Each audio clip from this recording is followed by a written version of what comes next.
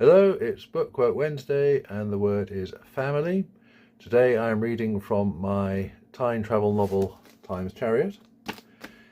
It would be lovely to think that a civilization that has mastered time travel has got beyond such things as petty office politics and personality clashes and backstabbing. Lovely but unrealistic, and also it would lead to very boring storytelling. For instance, my hero, time-travelling operative Rico Garron, would never have cause to believe he's stumbled upon a murder cover-up. There was the usual disorientation as the shadows of the 14th century Brazilian rainforest faded out and the lightly glowing walls of the transference chamber appeared around them. It was a hollow sphere with a floor provided by a carry field that sliced it in half. The top hemisphere in which they stood could have held 50 adults. Even experienced transferees like Rico and Sue always needed a moment to collect themselves, remember where they were and what they were doing. Rico was amused to see looks of relief on the faces of some of the students, which they tried to hide when it finally dawned on them that they were back home. He knew they were slaves of their conditioning.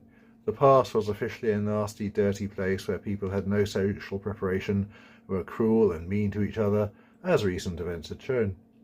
For these poor sods, Rico thought, when the past was compared and contrasted with the controlled environment of an ecopolis, coming back to the home time was like returning to the womb. And that was why the authorities were happy to let the impression abide. For Rico, on the other hand, returning to the home time was more and more depressing every time he did it. Sue was discharging the last of her duties. All of you, shut your eyes until I tell you to open them.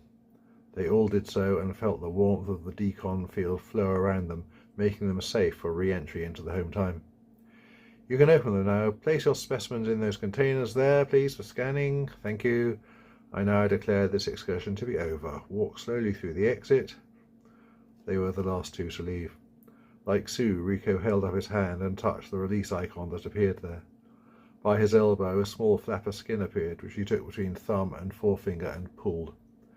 There was a tingling as the computer disengaged from his nervous system, and what looked like the skin of his forearm peeled away, leaving the real skin reddened but healthy beneath it. His arm was shaved, but still he winced as it snagged on a couple of budding hairs. Thank you for the trip register, Sue said as they walked out of the chamber and into the huge, multi-tiered vault of the transference hall. My pleasure, Opzo, said a friendly voice out of the air. But before you go, said another voice behind them. Rico groaned beneath his breath, and they turned to face the red outlined sim projection that had appeared in the middle of the room. The eidolon showed a short, squat man. Rico had heard him called Toadface and had never understood the epithet until he had actually seen a toad on a field trip. Then he had understood perfectly. Supervisor Marlici, said Sue, taking the initiative as senior partner. What can we do for you? I'll come straight to the point, Marlici said.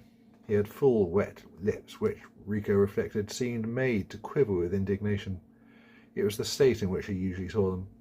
No beating about the bush, no prevarication. I've received a formal complaint from the Office of the Commissioner for Correspondence about you, Op Garron, and by extension you, Opzo. Well? The vindictive bitch. Rico opened his mouth.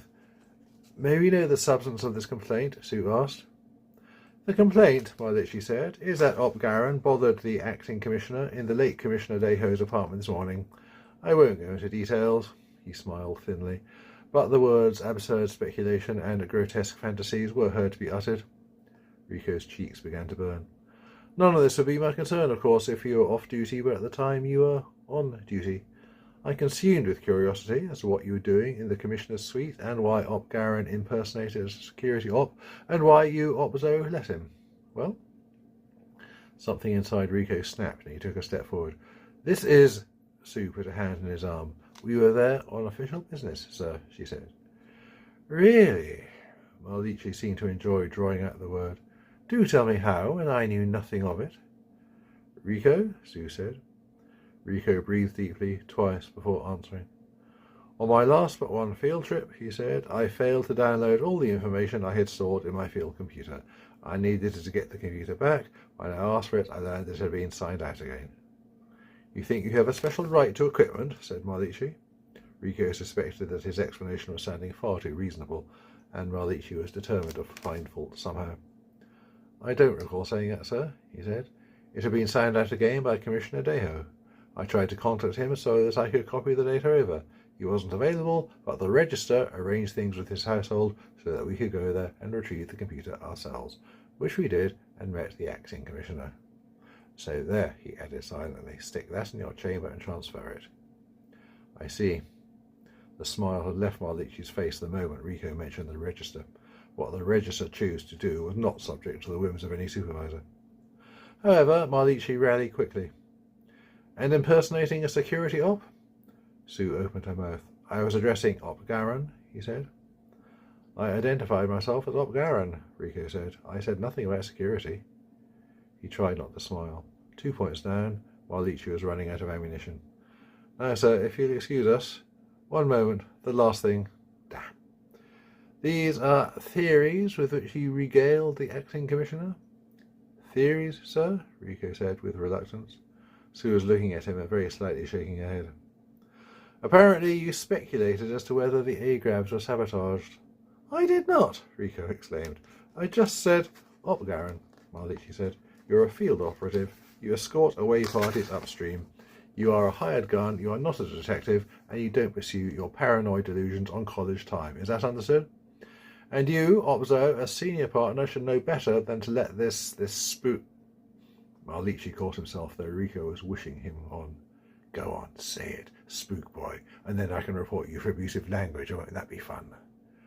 Individual, said Marlici, and Rico thought, damn. Get into situations beyond the capacity of his atrophied brain cells to comprehend.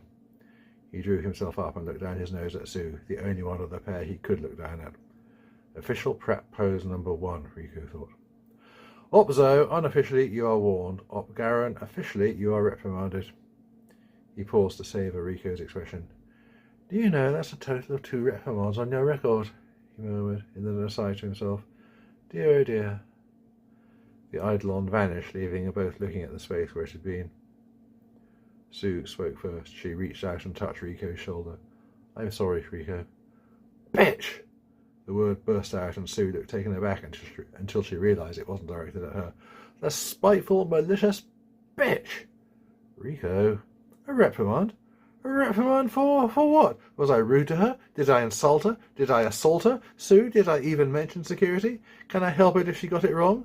I thought maybe, just maybe, she might be a teensy bit more human than the other high and mighties, worked up through the ranks and all that, but no, she's acting commissioner for 5 minutes, and suddenly she's as bad as the rest of them. Rico, Sue said again, and I wanted her on our side. Well, forget that, Op Garron, shut up, Sue said. We don't have a side, remember? You'd love there to be foul play, but there wasn't. He died naturally, and if there's anything about the air grabs, security will find it. For us, it's over, Rico. Rico was silent for a moment. He reached up and fondled her hand that was still on his shoulder. Yeah, it's over. Sue, there's 2 reprimands on my record now. I can't afford a third. A third, they both knew, meant automatic suspension pending a formal inquiry into conduct. You won't get it if you behave. Rico snorted. Yeah, easy to say, Sue. How many have you had? Somewhere between 0 and none, isn't it? Well, not me. The spook boy makes another balls up. You noticed that, didn't you? He almost said it. Spook boy. Or spook girl, of course. Someone not born in the home time, and in certain quarters a term of purest contempt. Oh, Rico. I'm sorry I got you into it too, Sue. Next time my paranoid delusions start to take over, say to me, Op Garron, your paranoid delusions are taking over. I promise I won't mind. I'll remember that. Shall we get the register to witness? Rico twitched the corner of his mouth, but it was more to make an effort for her than to show genuine mirth. Nah, I enjoy getting paranoid. Senior Field Op Suzo, I believe we're off duty. We are now. Then I'm off to pursue my fantasies. Should be safe as long as it's not on college time. Fancy a drink? Thanks, but... He shook his head. Go and see your family, Sue. He walked towards the exit of the hall, with his resentment like a dark, heavy lump deep inside him. It was festering nicely. Remember, you can buy my books at www.benjeeps.com. See you next time.